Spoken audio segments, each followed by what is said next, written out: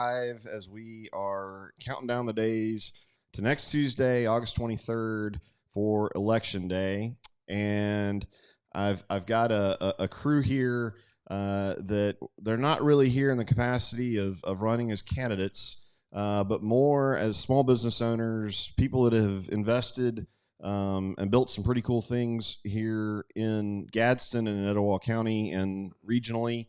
And I just thought it'd be fun to have a conversation. Obviously, everybody enjoys Jason's optimism when he gets in here and talks about some of the fun stuff he's done. We've got Carrie Machen with Gadrock, and her husband owns Machen Plumbing. So another interesting business. And then I'm sure many of you have eaten over at Blackstone. And you may just not know of the face as much as some of the rest, but Chris Robinson is here. So that's what we're going to talk about: small business, the possibilities, the future of Gadsden, what could be. And if that's something that you're into, if you think you might get something out of it, then we'd love to have you keep watching. All right. So for those that are live with us now, as always, somebody tell me you can hear me. And make sure our audio is good. We'll give a minute for folks to jump in. If you've got any questions or comments. All right, we got somebody saying, "Hey, y'all, the dream team." So that is. Yeah, you think? Yeah. I'm Jordan. I'm calling it. So I guess we were just talking before we got on live that I was a little disappointed that nothing from the current showed up. So we'll kind of before we really jump into it, and I will admit publicly, I have not made the time to get down there and check out the new digs, the new deli down there. But I hear great things. It's all right. It's a really relaxed vibe down there, so just get there whenever you can. We'll still be there. I promise.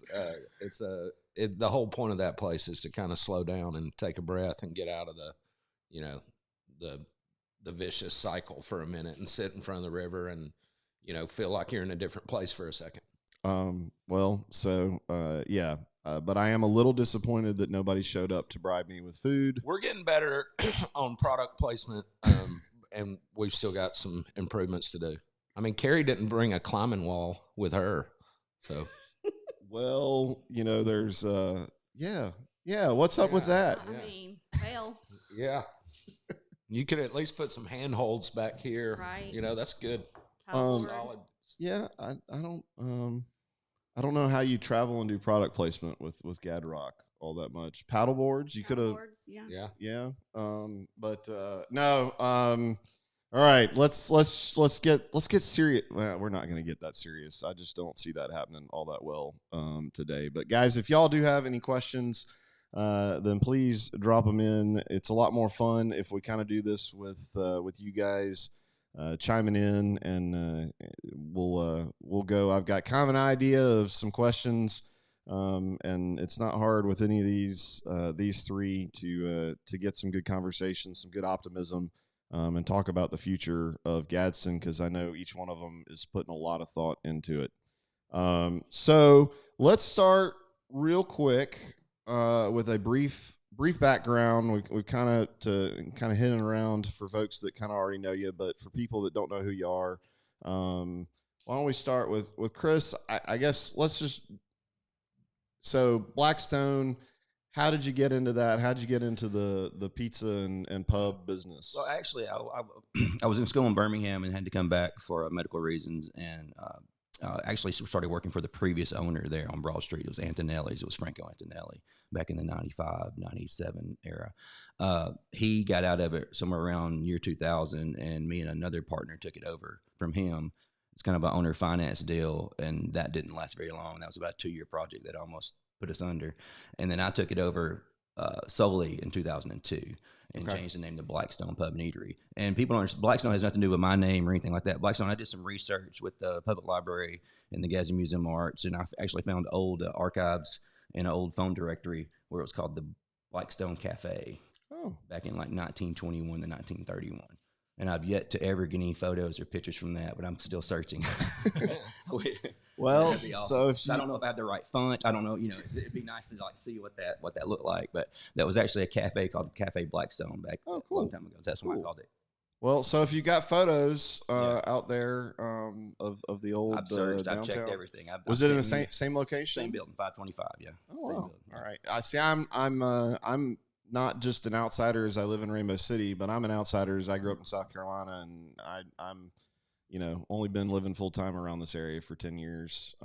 So there's a lot of history that I don't know much about. So I have to learn from my wife who grew up with y'all. So okay, Jason, I know you've hit the brewery background over and over a lot of different places, but give us a quick, how did you get to what the things you're involved with today? So I guess it was late 2019, early 2020. I'd been working, I'd kind of gotten burnt out a little bit as CEO of Back 40 for 10 years. And, there was a bunch of big corporate level decisions that needed to be made over there. And my heart was just too close to it. When you start talking about potentially having to let go friends and family members to right size and do all this stuff, it was obvious that my personal connection to the business had become a liability almost to the business. I couldn't really make objective decisions over there. My heart was too in it, and so we hired this firm out of Birmingham to find a proper CEO to come in and take my place. And I was going to step down and then just serve on the board of directors there, as a founder. And so after a while of searching, we found Hatton Smith, and he and I kind of hit it off. He was the former CEO of Royal Cup Coffee. So we worked out a deal, which involved me stepping down, but sticking around for about a year and a half or so, just as a transitionary thing. And so I did that. And then in 2021, first part of 2021, that was when I finally stepped away from the day-to-day operations altogether. So I thought I was going to retire, and Chris and I are great friends, and we would sit around a lot and talk about different projects that would be fun. And of course, like everybody in this community, we always talk about developing the riverfront and developing the river and developing the river. Well, about that time, a gentleman by the name of Wes Long purchased River Rocks Landing, and which was formerly River Country Campground, I think. And he's got a great general manager over there, Carson Dabbs, younger guy, beautiful family. And they reached out to me and said, hey, would you be willing to try to do something down here inside the campground? And I said, I'm not really a restaurant operator. I understand the bar and the beverage side of food and beverage, but, I would feel more comfortable if we had somebody. And so I started picking and throwing it at Chris, saying, hey, would you be willing to do it? And then they were like, oh, wow, yeah, let's bring a Blackstone pizza down here. And so we sat down, our wives and us sat down and decided that we would do this kind of smash up this new concept, but would it feature Blackstone pizzas and quesadillas and salads there, but also have some other things on the menu, a full kitchen and kind of a deli market experience for the campers and boaters. Cool. And so that's how Current got started. And then we were in conversations with Mayor Snyder over in Southside about that new building that they had just built as a part of their boat ramp facility over there. And so they were like, what if y'all came and did something similar here in Southside? And so that's how Blackstone Bait Shack came about. So now we're hopefully going to have that thing open in the next 3 weeks. And then in the meantime, in the middle of all that, I got approached about doing a renovation and restoration project on an old historic building in downtown Anniston by an Auburn connection. And so another friend of mine, Tommy Stevens, and I went in partnership with a gentleman named Erlen McCorder, who is from Anniston, Jacksonville area, but lives in Auburn now, former president of the Auburn Board of Trustees, actually. Okay. And he said, I own this building. It used to be a brew pub, but it's been idle for 5 years. Would you guys come and try to breathe some life back into it? So I did that. And then somehow over the last 3 months, my buddy Brad Davis talked me into buying a laundry business. I don't know how I got into the laundry business, but things are going great. lightninglaundry.com. Check it out. I've had to tell him to chill. Just hang out. Let's get some things going before we open anything else. All right. And I wouldn't approach about the laundry business. I don't know, man. Yeah. Yeah, and then in the middle of all this, last year, Chris Robinson and myself and some others decided to try and bring back the Riverfest concept to Gadsden. It's in a much different format. It's a one-day event. We have a couple of headliners. And so last year we got a cold snap came through we did it in the last week of October, and it was rainy and cold. And so that was a disappointment. But, I mean, we had committed that we were going to do this for 3 or 4 years no matter what. You know, we were going to make this thing get legs under it again. And we knew we'd probably be burning through some money the first couple of years at least. So this year we moved it back up to October 1st. We've got Drake White, who's obviously a local legend here that's made it really big in the Nashville scene. And then Anderson East, who's a really, really talented musician out of the Muscle Shoals area, who was actually nominated for a Grammy last year for Best Roots Music Performance. He sold several 100,000 copies of his latest album. So he'll be here. And then our local favorite, John Player, is going to be opening for him. And that is all that's, and we'll touch on this a little bit later in terms of what's going on around here, but that's all private folks invest in private money.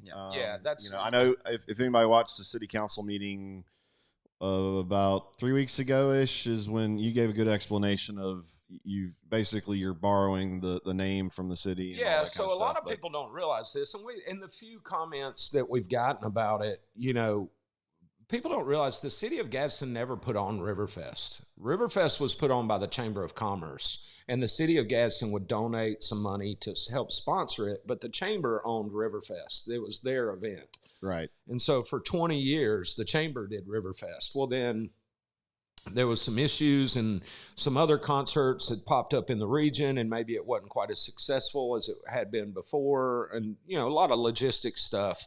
And so the Chamber board made the decision that they didn't think that the Chamber should be in charge of it anymore. They thought that the city should own it and operate it, and then the Chamber would just give some money as a sponsor, So it was really kind of a liability hot potato a little bit. Gotcha. And so the city said, well, we're not going to keep it going, and the Chamber said, okay, well, we're just going to give you the trademark. We're just going to give it to you, and you can't say no, like no take backs, it's yours. And so the city said, okay, we'll take the trademark and we'll keep it active, but we don't have any immediate plans to use it. And so last year we had been talking about trying to do something to pump some energy back into this town for a long time. And so last year is when the first time we approached the city and said, would you let us use the trademark since you're not doing anything with it? And we'll try to bring this thing back online. And so every year, it's just a 1-year agreement year over year. Like we don't have some long-term rights to it. So it's like I said at the city council when another one of my colleagues said, now this is just for 1 year, right? We're not, and I said, yeah, don't worry. We're going to pump all of our private dollars into this thing, and then the city can take it back when it's successful and take it all away from us. Don't worry. We're not taking your baby that you aren't doing anything with anyway, But I digress. Yeah. Tell us how you really feel. All right. So we do have a request. Could Jason stand up and show his shirt, please? He's with the government and he's here to help. Yeah, I'm with the government. I'm here to help. So what Ronald Reagan said was the nine most terrifying words in the English language. I'm with the government and I'm here to help. Which, and for the record, I recognize the irony. That's why I bought the shirt. All right, so we'll work our way around to last but not least, Carrie. So Gadrock, Machen Plumbing. You grew up around here. How did went off with the Army for a little while?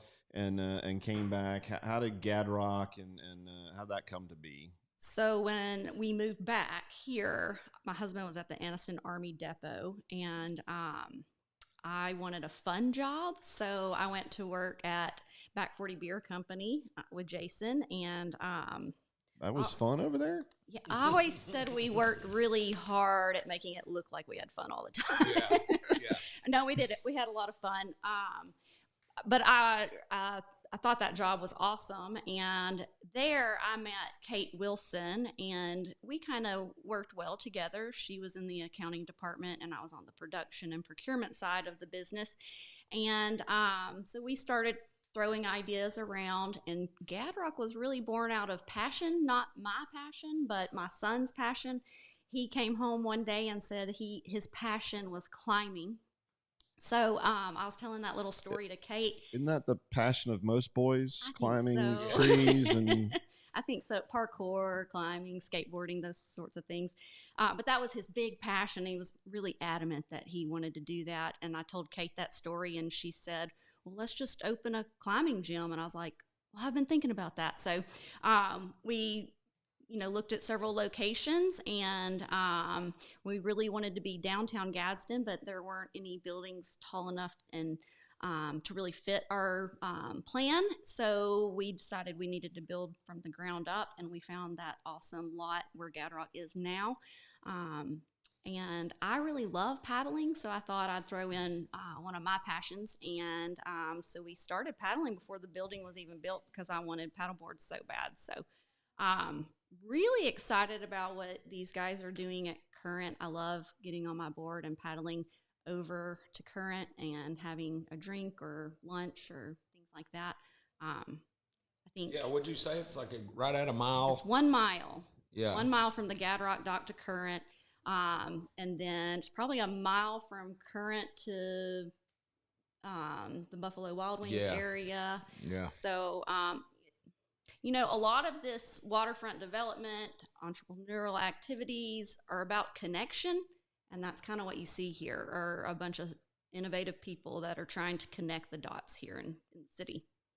well, we'll see how many folks get out and paddleboard between all the docks. But certainly, as a Bucks Island guy, I'm more than happy to see folks doing paddleboards, and particularly if you want something with a motor. Yeah. We're actually starting to get more and more of those. So I'll be honest, I'm much more of a motor guy than my wife is a paddleboard, or I would rather troll along. Have you paddleboarded? I have once or twice over there. But so I've gotten into kayak fishing is becoming a huge thing, and so I've gotten into kayak fishing, and one of the first things I did was stick a motor on the kayak. So yeah, for sure. Once you go that route, but that's all right, And I didn't say, my husband owns Machen Plumbing. I like fun jobs, and I don't necessarily think that one's as fun as what I do. about like laundry. Yeah. But hey, you know what? But I know they're all listening, so I just wanted to mention them. Yeah, well, the good news about plumbing and laundry is no matter how the economy's doing, that's always going to be a need. Right? Well, and I mean, no joking aside, to talk about how ecosystems and local economic, structures work. I mean, Chris does plumbing work for Back 40. He does plumbing work for Lightning Laundry. When we first bought that business, the boiler was down, and I called Chris and I said, I need your help. And he said, yeah, sure. I used to work on that business before. I know exactly what the equipment is. He does work for Chris at some of his restaurants. He did all the plumbing at Current Market and Deli. There is a method to the madness when you start talking about those relationships and how we help each other do this stuff, Well, and that's, I mean, you see that, folks working collaboratively together. And I guess that's a good segue into one of the, what seems to have developed as a fairly hotbed discussion that is occurring in this campaign season. And we'll touch on it very briefly, but this attitude of Gadsden versus, or all of our different little municipalities, versus each other, and should a business owner that lives in Rainbow City or Etowah, meddle in what's going on in Gadsden, all that kind of stuff. I think everybody knows where I stand. I think, Jason, we've probably talked about that several times over the past little while, but thoughts on that kind of concept as Gadsden business owners and business owners of different, different, well, particularly you two are outside. You've got business interest outside of Gadsden, but what are your thoughts on that? Or are you seeing that? I mean, seeing that kind of conversation being pushed out there. Well, I mean, I think we all have to work together. That's why it works. So Gadrock wouldn't have existed if I didn't have the connections that I had with Jason and Kate and a lot of builders that helped make that happen. So, I think it's important. I just recently, every quarter, there's a group called the North Alabama Trails and Recreation Group. They meet at the venue every quarter. And I was just at that, and of course, it's all about trails and outdoor recreation, but I was just at that meeting, and they had a design firm there that was talking to us about grants and things like that. And just a minute ago I mentioned connection, but I think that's key to economic development and investment in your community, is when you can make those connections and connect the dots. So they were talking about what projects get the grants over, which ones don't.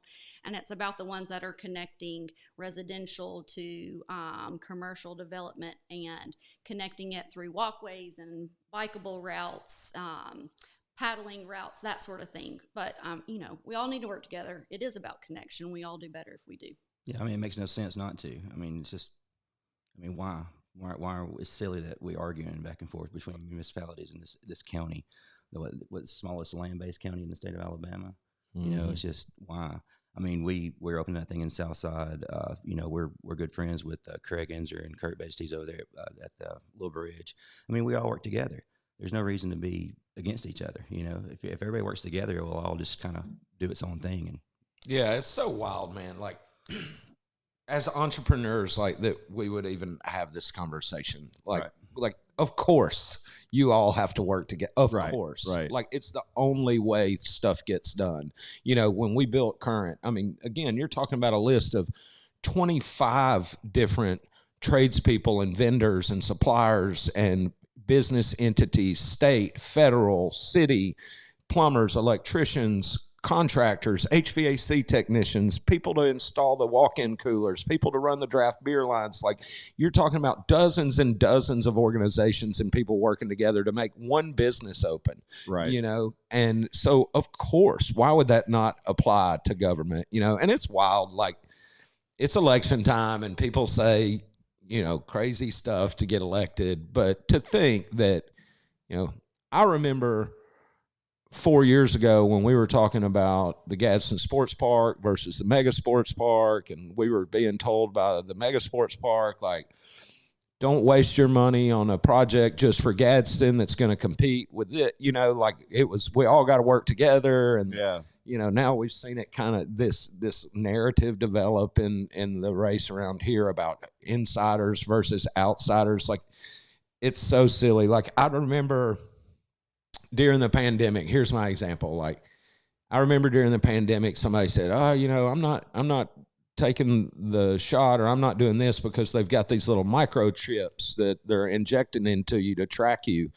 And I was like, look, man, you're like a dude in Gadsden, Alabama. Like, what makes you think the government's like trying to track you? Like, and that's my thing is, we're in this tiny little town in a speck in this country. Of course, we've all got to work together. Like, nobody else is coming to save us. Right. Nobody else is coming in here and going, I'm bringing some huge manufacturer and all of a sudden this town's going to be rich and prosperous. We are the ones that have to do it, and nobody else is coming to help us. Now, don't get me wrong. If we get money from Washington, now that earmarks or federal earmarks are a thing again, that's great.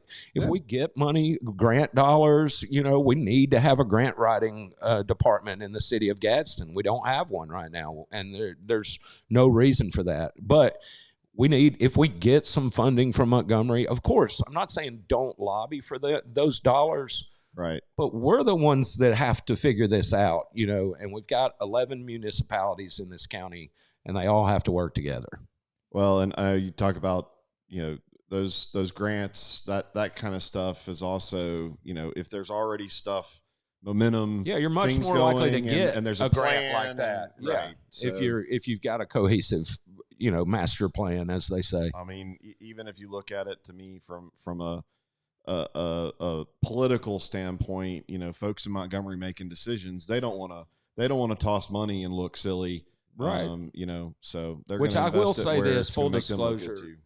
I'm getting tired of the term master plan. Like I like the principle of it, and I understand, but it's kind of turning into like farm to table for me. Like it's just a word a phrase that's been used so much that I'm getting tired of hearing it. And I'll, from a military planner's standpoint, which is what I've spent the last 10 years doing, a lot of what you learn is the act of going through the development of a plan is what informs all of the deviations and changes that you make as you move forward and as you react to whatever is happening. And there's a lot of fruitfulness. So I think a lot, the same thing with developing a business plan. I mean, how many people really develop a business plan and they're inside their business plan every day for it? But you've gone through the act of thinking through a lot of stuff. I was about to say that same thing. I work with the entrepreneurship school at Auburn a lot, and I tell these young kids that are going through that business plan process for the first time, like, you're not gonna like reference this every day once your business starts, but it's a great exercise because it makes you ask all these questions. Who is my competition? What is my marketing strategy? What do I think my revenues could be? What are my biggest threats as a business? So the master planning process, like you said, is really more about the exercise of going through and forcing yourself to answer all those questions. All right. Well, we'll touch on this because I see somebody, is asking a question about the clean water stuff, and I don't want to get accused of trying to ignore it. But I'll throw it out there about to Carrie. How does suing the waterworks, which is it's the Gadsden Water Board, help small businesses? Would that not cause rates to be raised? Can you touch on it? Absolutely. Which I'm also involved in the clean water case, and I don't want to spend the next 30 minutes talking about that. But. So, everyone talks about wanting to develop the waterfront. Let's do that and make sure that those waterfront areas that we're developing have water that's clean. I know personally my business is affected when the water isn't. So I'm not going to let people get out there in unhealthy or unsafe conditions. And, Gadsden Water Board, it's separate from the city of Gadsden. So that's a separate entity. But, we as citizens or elected officials should hold people accountable when things need to change. But I want to say kudos to the water board. They're in a suit against polluters upstream in Georgia. So, we have to hold people accountable. Right. And that's, I know, and I'll make the plug for Coosa Riverkeeper in this because I think the swim guide not too far from Gadrock is one of the sample spots, right? Gadrock Dock is one of the swim guide sample. Yeah. Okay. We're a sponsor of that. So we know what the water quality is at our dock each and every week. And it's also directly related to the drinking water quality in the community. And, it's, I don't know the argument of, I think we're fifth most endangered river? Most endangered river in the U.S. Right now. So, so a lot of that, there's a lot of work to be done for water quality in our area. And I'm full disclosure, I'm vice president of the board of Coosa Riverkeepers, and I love that group. I've supported them for many years now, and water quality is very important. And that a lot of that has to do with the sewage overflows. If you followed any of the rendering plant stuff, obviously Justin Overton and Coosa worked a lot to get a lot of feedback on sewage overflows that are running in East Gadsden. I know has got a pretty big problem with sewage coming into people's houses, and then a lot of stuff that is getting dumped in that comes back into the drinking water. So I hope that answers your question on that, and yeah, there's part of it that's at the federal level that came back down, and we can. There's a lot of info out there. We've done some prior videos explaining that, and then Coosa Riverkeeper's got a lot of good information. So I just want to touch on that and not think that we're trying to shy away from the hard conversations that are going on. But let's get back to the developing the waterfront. And let me check some of my quick notes.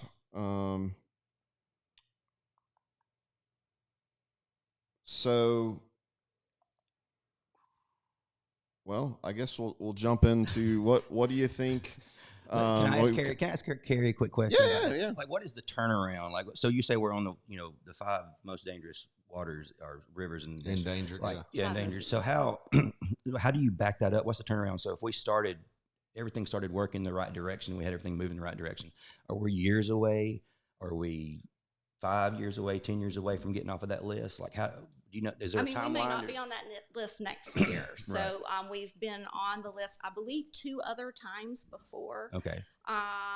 Does that mean other rivers are getting dirtier, or we're getting cleaner? It's not necessarily about the pollution level of the river. It has to do with a lot of other different factors. Gotcha. But this particular year, it was because of industrial waste, chicken plant waste. Okay. Gotcha. Is what put us on the list. Yeah, and a lot of it has to do with the sludge runoff. This is getting really. Yeah, you're just pumping a lot of nitrogen into the water as a byproduct of some industrial operations. So, I mean, again, I think at least a lot of us that through this rendering plant formed a very good relationship with Coosa Riverkeeper, and very quickly, if you sit down and talk with Justin Overton and the other folks involved, they're not a hippie tree hugging organization, which she and I have talked about the stereotypes of organizations like hers, but there's a lot of common sense and just realities of, we've got to, we've got a resource, and we've got to use some common sense measures, and I think we've covered grace, to the water board. And I mean, this is not just an issue. Infrastructure is an issue across the country. In terms of investing the money into maintaining these things. But yeah, we actually talked with Justin, did a live with her last week. She kind of explained the way that process works with the nominations, but we've always, consistently been in the low, like 20 and below type of thing. So and there another topic are those forever chemicals. I don't know if you've heard about those. Mm-hmm. There was a news report about it. And our water board actually upgraded the system. I think it was 2016 or 2018. They I think it was $5 million upgrade to the system. So it's not like people aren't working to do these things, but there's a lot more information that we've gathered since then, or the EPA's gathered since then about these chemicals. So, we just have to be prepared for what we know is coming down the pipe. Yeah, there's a lot more, and there's statewide stuff. I mean, you've got other states that are shipping their waste byproducts into Alabama, not just our area. That's a lot of stuff through all this rendering plant that I never thought I would spend so much time talking about poop. But if you go to the Coosa River website, Justin's got those whiteboard things. She makes it easy to understand. But there is a lot of science to it. So, anywho's, enough about poop and waste, and that was so negative. Yeah. So let's talk about the future of the waterfront and developing the waterfront. What do you want to see? Your young business owners just getting started. Although some of you have been doing it now for a number of years, but I mean, you got a lot of future ahead in this community. What do you want to see out of the riverfront, and I guess just in general, our development from a small business side? We won't jump into all the heavy industry and all that kind of stuff, but who wants to start? Well, just more on the river. I mean, me and Jason always talk about this water taxi. You go to larger cities and they have these water taxis you get on, and you can basically get on down here and go to Buffalo Wild Wings or go to the next restaurant and then go to Current. And it's basically just going around floating, and you can basically know when it's coming around to these spots all the way to Little Bridge to the Bait Shack. And hopefully more things would get, plop down on the river. And that's what we're wanting to do.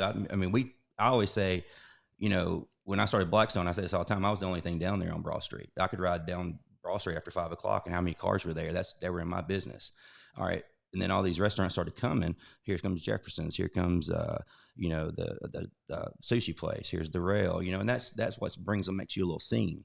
So you hope when you start creating something like that, other people scratch their head a little bit and go like, hey, let's try to do this and do something with it. Yeah, that's probably the biggest misconception. And Chris and I have talked about this a lot when people, they'll announce that a new restaurant's opening downtown or on Broad Street, and everybody but Chris will be like, oh, Chris, are you worried about it? And Chris is like, no, that's what I wanted to happen. Like, I wanted to build this place and there'd be 6 other restaurants around me, a public house, a fine dining experience across the street, a taco stand here, a wing joint here, a meat and 3 right beside me. Right.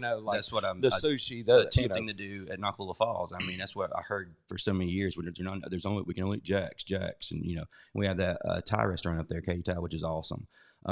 And now I put Blackstone Pizza Kitchen up there, and I'm hoping that we can get a taco place or a barbecue place or, meat and 3 or even have something like a high end. I mean, my wife talks about it all the time. She wants to put like a high end. Have you ever been gone to Canyon Grill up in Cedartown, Georgia? You know what I'm talking about? It's a hole in the wall up there, but they bring these chefs in and they cook these amazing meals. And I mean, it's awesome. I mean, we travel to go there.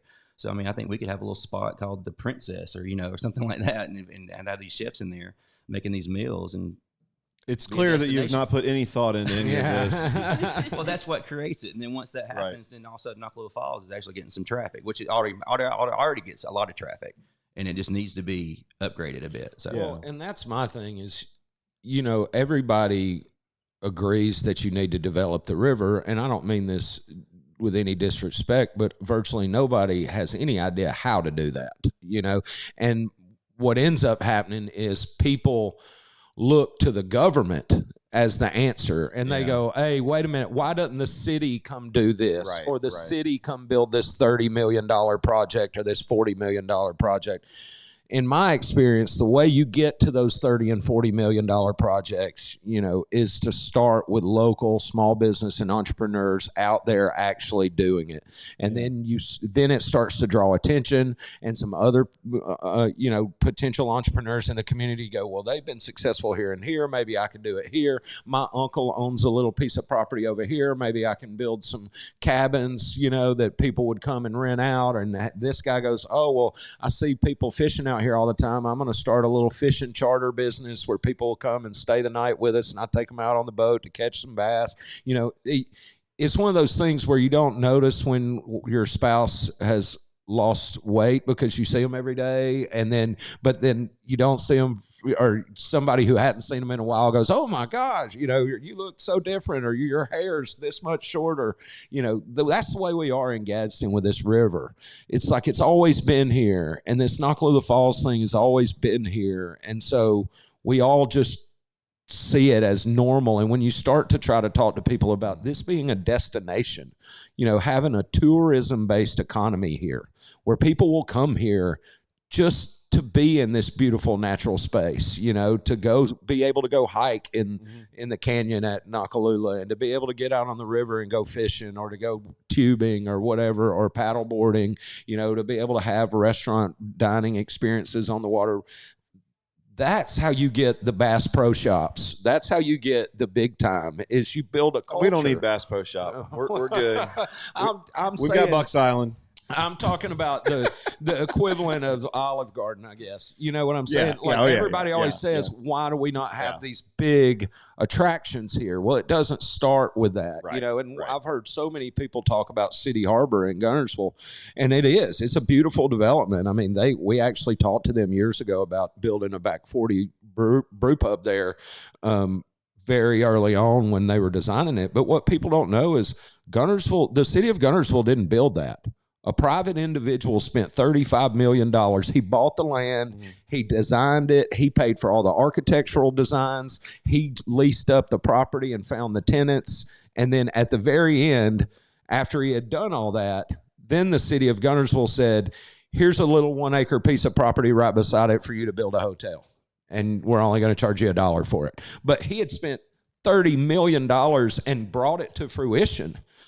And then the city said, yeah, we're happy to help you, and I can tell you right now, as a councilman, if anybody came to the city of Gadsden and said, I want to spend $30 million on a riverfront development project, I promise you the city would do whatever they wanted to do to help it become a reality. It's just, if you haven't been in the trenches, so to speak, of actually out there doing it, it's easy to go, well, why isn't the government doing this or the government doing that? But what we're doing slowly will attract, we're starting the process, and that's just what's got to happen. Then somebody will say, like you say, just investors will look at it and be like, well, hey, it's happening there. I mean, Carrie's been on the cover of, national climbing magazines and stuff for their design over there at Gadrock. I mean, that's how people start to notice. Right. Well, and that's, we were out at Evoke Aviation for the party the other night, and, a lot of folks don't really understand. Jonathan McCormick, guy from Altoona, out there doing paint schemes. And, I mean, the Jared Isaacman was the first civilian to go fly into space and, captain a space shuttle into as part of, one of these private organizations that's going into space. He was in Gadsden about 2 weeks before he was in space because he does work with Jonathan. Yeah. We've got folks that come in through that they when I was out at the airport, and I'm sure Jonathan takes them out to the LTAP, and I mean guys that are CEOs of Chrysler, and you never know, and they notice when they see stuff like that. Yeah. They're aware. So Jonathan told me he's got like a 4-year wait list right now. He is a rock star in the private aviation paint world. They won like 13 awards at the Oshkosh Air Show for their paint schemes and design work. It is we should be. I mean, he's a friend, so obviously I'm gonna dote over him, but this community should be extremely proud, and he's just one example. I mean, Rusty's That's what I was about to say, man. There's tons of companies that are legendary in their fields around here, but they don't get recognized. They don't get noticed just because, again, you get so numb to it when you've been here your whole life. You're like, it's always just been here. It always just is. I mean, Willow Tree, something. I mean, they're killing it. So what's your thoughts from developing Gadrock and thoughts on riverfront development, and what would you like to see? I'm a big fan of outdoor recreation. Obviously, of course, Gadrock's indoor recreation. Paddling is outdoor. It's simulated outdoor recreation, right? But I think quality of life is a big thing for growing cities, and I would, I have dreams about outdoor recreation, but I think municipalities can help with growth by some, I keep mentioning this, connection. But I recently heard someone talking about pocket parks. So that's a really cool concept, but then connecting them. Yeah. So just an overall plan for, you can do things small and then have a larger plan about how to grow it and connect everything. So, and I'll mention this again. I love how I can connect Gadrock to Current, to Buffalo Wild Wings, and even to the park at Gadsden State that's happening, because that will be 1 mile from Gadrock. So it's all connected, okay? Right. And there should be a plan for when you got Chili's and the splash pad there. Yeah, there's a lot to do. That. Let's see. We got one comment that said, we don't need chain stores. We need to stay unique and just expand the uniqueness. I totally agree. I've told people for a long time, and Chris and I were talking about this last night, like there's one of the towns that I've been to in Colorado before, and several communities like in New Mexico and Arizona, you'll notice like you come through that town and like there are no franchise chain operations. They're all independently owned, and the signage can't be more than 3 feet off the ground, and all your power lines and your cable lines have to be run underground so that you don't disrupt this beautiful view that you have of all these natural places all around you. And I would love to see Gadsden move in that direction with a less of a focus on chains, but that takes a collective decision by the citizens. Right. You know, we can't come out there and say, yes, we're going to let this business in, or no, we're not going to let this business in. Like, that's another thing that I think maybe people don't realize about elected officials. Like, we don't get to go out and hand pick. Like everybody says, why are there so many mattress stores in Gadsden? Because it's America. And if you want to open a mattress store, you can go get a business license. It's a legal business to operate. And you go find a building and you open a mattress store. Like, what place is it for the city of Gadsden to tell an entrepreneur? I suppose the reason there's so many mattress stores is because people buy mattresses and they're profitable. And so entrepreneurs open mattress stores. Watch out. Or, he's about to open a mattress store. No, I'm not going to open a mattress store. I'm saying there are We need certain unique mattress stores, not chain mattress stores. Yeah, but what I'm saying is, like, you know, there are certain businesses that are a detriment to the public health, like these check cashing and predatory lending, you know, places. And that's why Gadsden did put a moratorium on those and said, no more of these can open in Gadsden. You know, we don't need them anymore. They've been shown to be predatory in nature, and they're a negative impact on our citizens. But mattress stores, I mean, they're just mattress stores. And that's everybody's got to sleep. Yeah. So what I think is, the more and more of these local experiences and unique experiences that are created, citizens have to embrace them. They have to support them. You know, they have to realize that when you get that local small business, you are going to pay $2 more for your hamburger. You know, that's my thing, is everybody says, oh, we need these unique experiences. And I agree. But then they come in and go, well, I can get a cheeseburger at McDonald's for $3. Well, I don't own 40 million locations around the world. My food costs are higher. My labor costs are higher. My rent's higher. Everything about this uniqueness is more expensive to do. So I think there's a two-way street there between entrepreneurs creating these cool experiences and offering their goods and services at a fair price, and local citizens realizing that you're going to pay a little bit more to shop at a local business because their expenses are higher, you know?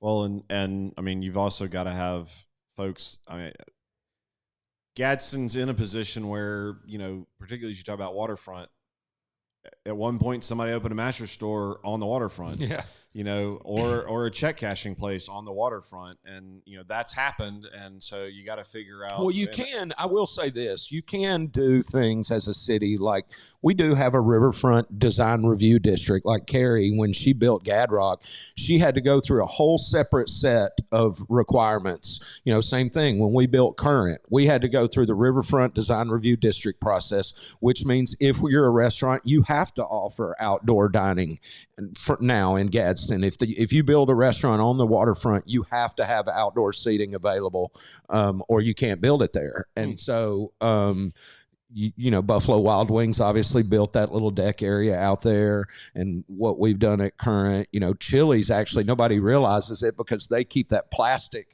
laid down and zipped up all the time. But technically, that's a whole outdoor patio that they have out there that they don't necessarily utilize. So there are things you can do to protect your riverfront and say, hey, we don't think mattress stores are a good thing to have located on our riverfront. You know, so there's ways you can plan for that. Danny Starnes, we need more Dollar Generals. Hey, I happen to know the guys, speaking of the Gadsden Airport, I happen to know some guys who fly out of Gadsden Airport regularly, and all they do is fly around and spot locate where ideal Dollar Generals are. So I can put you in touch with the guys if you've got a piece of property. That's how connections work, Danny. I would be glad to put you in touch with them. We can go, because I hear they're incredibly profitable deals to do to build a Dollar General. And I'm being serious. So we need a Dollar General with outdoor seating, with outdoor mattress. Boat up Dollar General. I don't know. With outdoor mattresses. All right, we're going off the rails on this. I think so. I thought that was the point of this thing. Take the last 2.5 minutes and delete it from your mind. Don't start rumors. It's like that thing on social media that shows that bag that's somewhere. It's like there's going to be $1 General. If they get that thing up quick, it's going to get roots. It's going to get roots. I was thinking like a mattress store on the river with a big window so that you could lay down on the mattress and look out on the water. That's called a hotel. That's what we need. Speaking of that, I think that's something that we've all talked about is the future of the City Hall property and what that could be. And it's cool. I've met a couple of times and I'm excited. Obviously they're kind of waiting around to see what happens with the election, but there's a group out of Birmingham called Orchestra Partners that I've met with on just throughout the state at the Government and Economic Development Institute at Auburn. I've run into these guys and a couple of other of these Economic Development Association of Alabama meetings and stuff. Basically, they've got a really unique model. They're not only are they consultants for municipalities that help with master planning and stuff, but they're also developers, and they put some skin in the game, and they actually own these developments. So we're working on a really cool conceptual design that would be a hotel, would be the anchor right there where City Hall is now, and it would develop into a corridor that connects all the way down to Moran Park, that goes by the existing historic amphitheater and the monument down there, and it's kind of a concourse of shops and entertainment and fun stuff to do. Those are the kind of big projects that take a lot of people and a lot of time to develop. But I think we all agree that we need a proper hotel in downtown Gadsden, or that is somehow connected to the riverfront that can, where people can come lay on a mattress and stare out the window at the water, And that would be the connection thing you talk about. That would be, here's you got your downtown Gadsden, then it would also turn and go all the way to Marana Park, and that gets you to the river, and then we're all riding our bicycles and jogging and walking and this is pedestrian bridge across. Pedestrian bridge over. I'm big on the pedestrian and bridge. This is where I lose like all my supporters when I say this, but I'm going to say it anyway. I'm going to say this anyway. Ultimately, and especially with the announcement that over the next 4 years, we'll have this eastern connector that'll take 759 all the way over to 431 and 278 right there, and alleviate so much of that traffic on Broad Street Bridge and Megan Bridge. I would love to see the Broad Street Bridge be a pedestrian-only bridge. As if we were successful in building this hotel and this kind of entertainment and shopping all the way down to Marana Park, to be able to continue that over the Broad Street Bridge with vendors and little ice cream stands and hot dog vendors, and stuff all the way across Broad Street Bridge where you can run, you can bike over that, and now you're going over and connecting. And I know this is, again, not seen as, but it's here, and we got to activate it. Now you're connecting to the venue. You're connecting to the Buffalo Wild Wings. You've got that boat launch, the Coosa Landing boat launch. We built that road now that connects from the venue over to the Coosa Landing. Then you've got that beautiful walkway and park area that's on that side of the river, the Coosa veranda, whatever, walkway. And so now you're talking about something pretty special. Somebody could come and stay in a hotel right there at the base of Broad Street Bridge. You can walk to your right and have shops and dining and entertainment all down through Broad Street. You can go out the back door and walk through a whole entertainment zone down to a beautiful park, or you can hang a left and go across the Broad Street Bridge to get to your conference, or to get on a boat. Let's say a boat rental operation pops up over there, jet ski rental, Yeah. That's a weekend worth of stuff to do. And I was got to sit through a couple of the meetings when the group came in to do kind of the design ideas, the brainstorming of what else could be done with Nakalula Falls. That was about 3 years ago. 3 years ago, yeah, it's about 4 years ago. And Design Alabama. Yeah, is the name and of they that did, group. and they did it for free. They did a great. But one of the big concepts that they pushed, which of course kind of blew everybody's mind, because it would not be something that would be overnight. But basically, how do you connect Nakalula Falls all the way down to the downtown area with some sort of, whether it's a trolley transportation type of thing, or and of course they certainly are like, this is not an easy but you got to start with an idea and a vision No somewhere, doubt. and then figure out how to get there if that's something that the community Well, wants. it's funny. We've all sat around on a Google map before, and I've actually got it saved as like a dream project where, you talk about connecting the community and public transit, and how do you connect all those trails and the little micro pop-up parks and things like that. But I mean, people don't realize, but Black Creek runs from all the way through the Nakalula Gorge there, and it goes all the way down and crosses over 431, where there is already an up and over, one of those pedestrian bridge right there at the Boys and Girls Club, building, and the tennis complex there.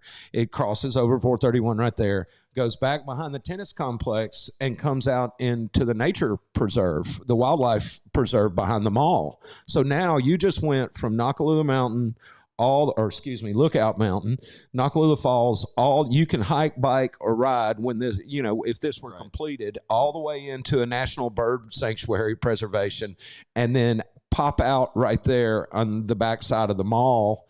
And now you're able to go up 4th Street. And if this entertainment corridor thing is there now you're connected to downtown and if you wanted to do it as a public transit concept too, one of the things I talk about all the time is you got this railroad running right through every major part of Gadsden. From Etowah, it goes through Alabama City, the Wall Street department or corridor over there out in front of the old steel plant, which District 6 and Alabama City are desperate for some economic development over there. So this train track runs right through there. Then it runs right past the McDonald's there on South 11th or 12th Street. There's a little set of shops that are all abandoned right there, some old brick buildings that could totally be a lively little neighborhood corner community. Then it comes right through downtown Gadsden, all the way through our historic district, crosses over our river, and then hangs a left and dead ends into the biggest shopping center in Etowah County. What if we had a tram that ran from one end of that to the other, and we just connected this entire city with one train on a track? I mean, what's the biggest challenge? Every community wants public transit. What's the biggest challenge to that? Well, you got to build those railroad tracks and put all that infrastructure in. Right. We already have all that. Well, so we'll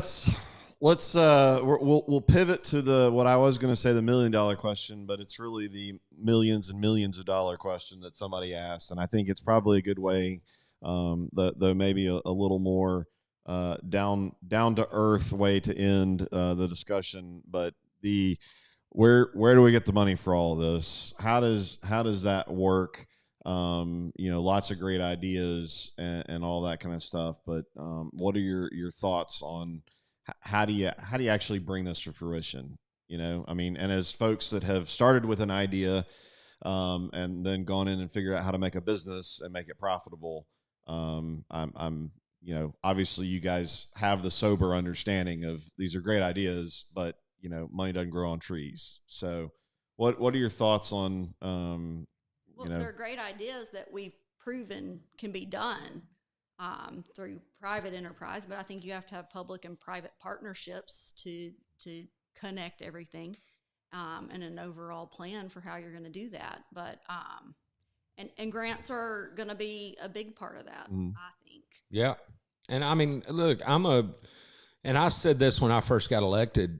It's probably one of my biggest frustrations as an entrepreneur, just because I maybe think a little bit different about stuff like this than people who aren't in that role in their lives. But, so often you see leadership, and especially in communities, say, well, we've got this much money, so this is what we can do. Right. We got this much money in the bank, so we're going to build one soccer field, or we're going to build this one stretch of road. Right.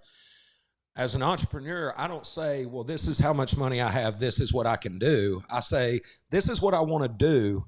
Now let's go find the resources we need to do this. And I think that's the key to the way you approach it is you say, okay, what do we want this city to be? Right. You don't just grow for the sake of growth. I had this conversation with somebody the other day. What if I don't want more people in Gadsden? What if I just want better jobs for the people that are already here? What if I just want a better quality of life for the people that are already here? And I'm not saying that I don't want the city to grow, of course, but I'm saying most people just say grow. because that's what you're supposed to do. Like you're just supposed to grow, and growth is a bad thing if you aren't growing towards something. If you don't have a plan and a goal and you're trying to grow to get there, then if you're just growing because that's what you're supposed to do, it's a bad thing. So you just end up with mattress stores because they're profitable and people want to make money. So. Well, and that's my point is when you have a plan and you say, okay, this is what we want to do, let's go find the resources. I'm a fan of Tony Robbins, and he talks all the time about, some of the most successful people in the world started with nothing. You don't have to have resources to be successful. You have to be resourceful. Right. We've all had that power bill that we couldn't pay. We've all had that unexpected mechanic bill that we didn't have the money for it. But what did you do? You figured it out. You went and sold something. You borrowed some money from your parents for a couple of months. Whatever you had to do, picked up a few more shifts at work. You figured it out. That's resourceful. And I think you can do the same thing in public government. Like Carrie said, these public-private partnerships, it's going to take our wealthy individuals in this community getting off the sidelines and investing in projects right here in Gadsden and Etowah County, not investing their money in real estate at the beach or somewhere else. Like that money, a percentage of that wealth needs to stay here. And right now it's not for a lot of the wealthiest people in this community. You don't see them really making huge investments back into these projects, but it's going to take our local war chest to open up and invest in these projects. Is going to take our cities and municipalities understanding how tax abatements and incentives work for these retail and commercial projects. And it's like Carrie said, it's going to take a ton of grant dollars and working with federal agencies to try to have grant writers that are full-time out there applying for these things. It kills me. We meet every single economic distress indicator for the federal government. I mean, we are in rural and displaced citizens. We're below the poverty line in a large chunk of our county. We are the USDA's rural zoning that allows you to get access to USDA funding. We have Title I schools. We're an entitlement city. We check every box on the socioeconomic application for federal and state grant dollars, and we don't have grant writers to go out and just fill out the applications. We need, I've said it from day one, we need a room full of grant writers at City Hall, and that's all they're doing. I'm paying them great money. I mean, it's something somebody wants to do, and we get the best grant writers there are out there, but they will pay for themselves 10 times over. And it's all said and done. And I know a lot of people say, well, the government, you can't just, and it sounds like this liberal perspective, but that's our money. That's our tax dollars. Yeah. And meanwhile, there's cities down the road getting $7, $8, $10 million grants for new fire trucks for their firefighters, for new police cars for their police officers. And we're not. We don't compete for a lot of those grants. So it's our money. I think more of it should come back here. Well, I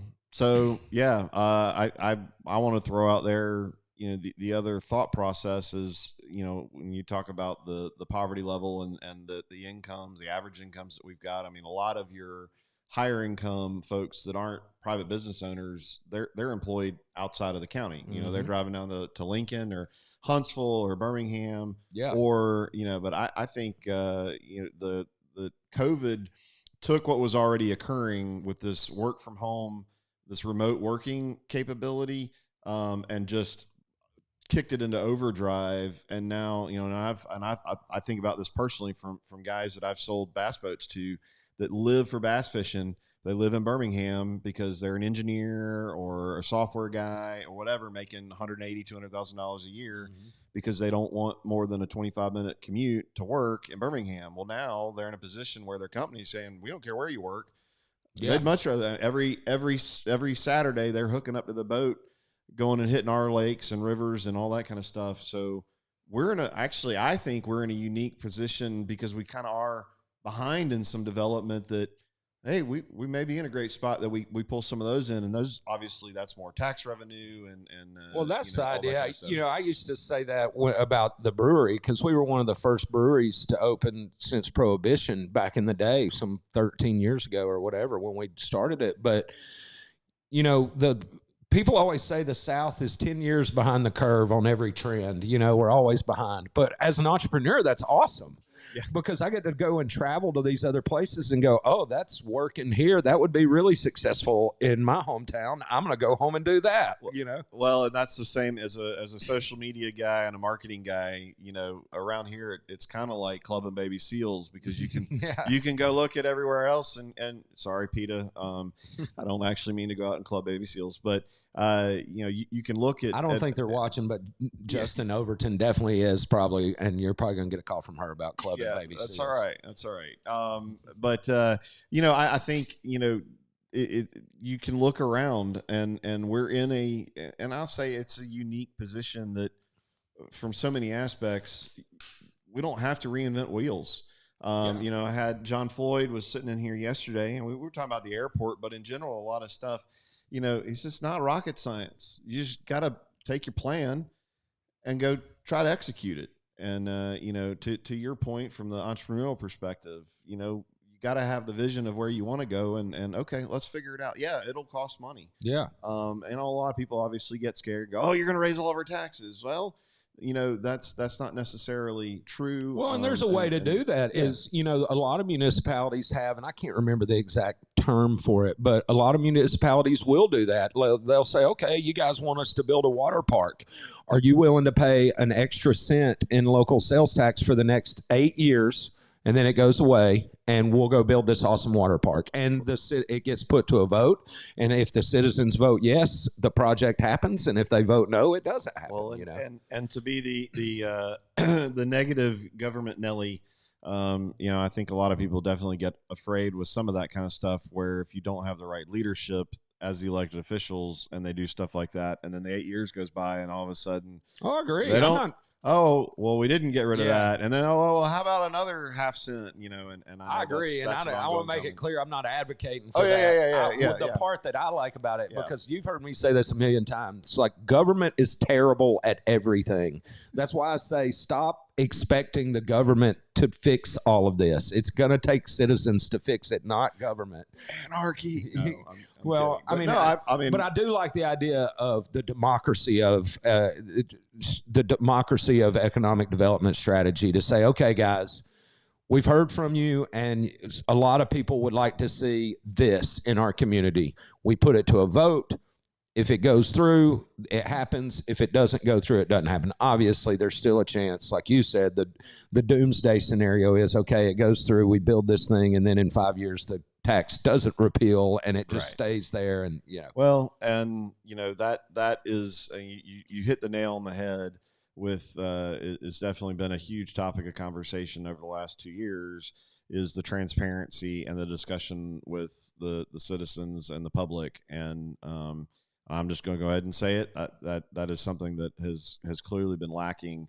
And also on the flip side, the citizens engaging and the citizens paying attention and being willing to invest the time and get engaged.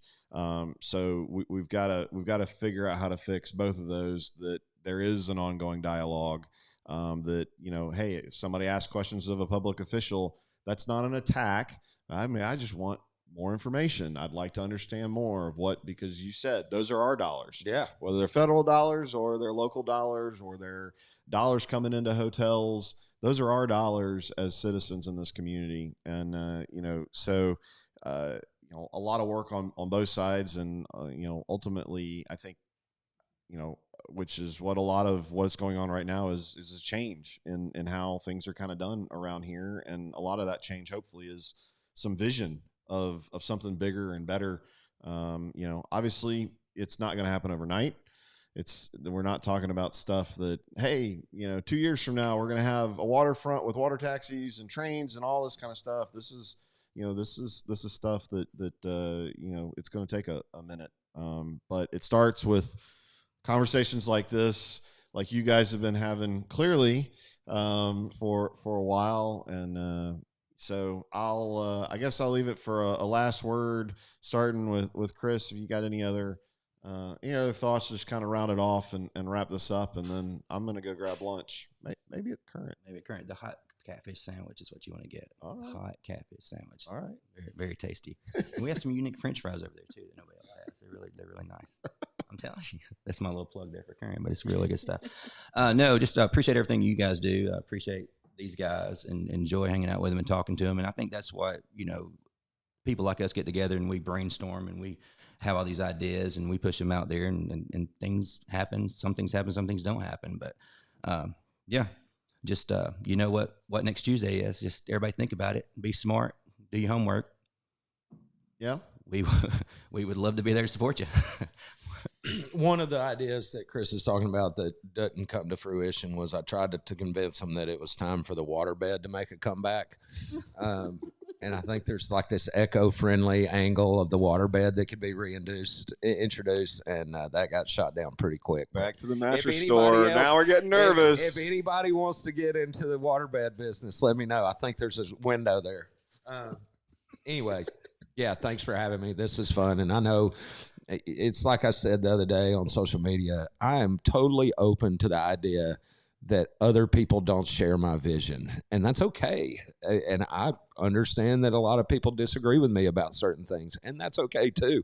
I don't claim to have all the answers, but I can say I'm here. I'm doing it. I'm not afraid to fail. I'm not afraid to try something. It's like I was telling you, Michael, the other day, it amazes me in this community how we're willing to continue to do something the wrong way.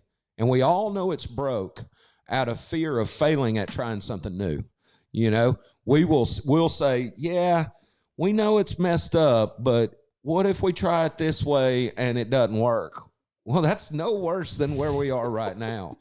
So I get that my risk tolerance is maybe a little higher than the average person. I'm not afraid to fail at something. I don't think that it's a scarlet letter that you have to wear for the rest of your life if something doesn't work. We just have to change the way we see this community, man. And ultimately, to me, it comes down to just believe in Gadsden. Just believe in this place and believe in these people.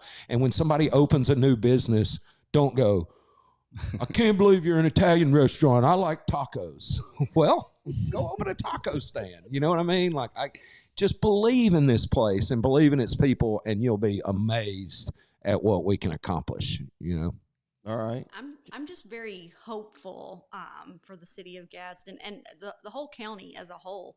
I hope that with this next election that we have some momentum build. And I think we will. I know that I already feel that momentum. I did when my family and I moved back here 10 years ago. I felt a little bit of that momentum, and I think we can build this. I know we can, and it's always about collaboration and connection. And I appreciate these guys sitting over here, and the collaborations that we've had, the discussions that we've had about how do we build that momentum. And we live in a great city.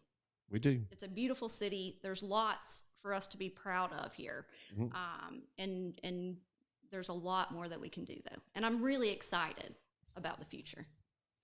Well, there you have it, folks. I see some questions and some comments, something about Jason building a sandbox that doesn't get wet when it rains. But I know these guys, I'm sure we'll take a minute or two and jump in there. Sorry if we didn't get to pull up some of these. Some are fairly random, but I'm sure they can jump in and maybe offer an answer or two on some of the questions. I hope you guys have gotten something out of it. I agree with you, Carrie, for sure. We live in a great, an amazing community, which is one of the reasons I've been subjecting myself to this craziness for 2 years. I'm jumping on y'all's coattails and trying to encourage folks to realize that we do have a great potential, a lot of good stuff that has been going on, something we can be proud of. And to what Jason's saying, we just got to try something different sometime, and not necessarily get stuck in the way it's always been. For me, it's a lot easier for me to say that because I wasn't born and raised here. I haven't been as conditioned, but it is a reality. It's exciting to hear people talking about it. Everywhere I go in the community, everybody kind of sees the same things and the same problems. Now is a great opportunity. I think this election is a generational election. I think that they're really in histories of communities. There aren't a lot of opportunities that come along like what we're going to have next Tuesday. And I'm not even over dramatizing it. I don't think. I think that's really where we sit. So if you're a Gadsden resident, please get out and go vote.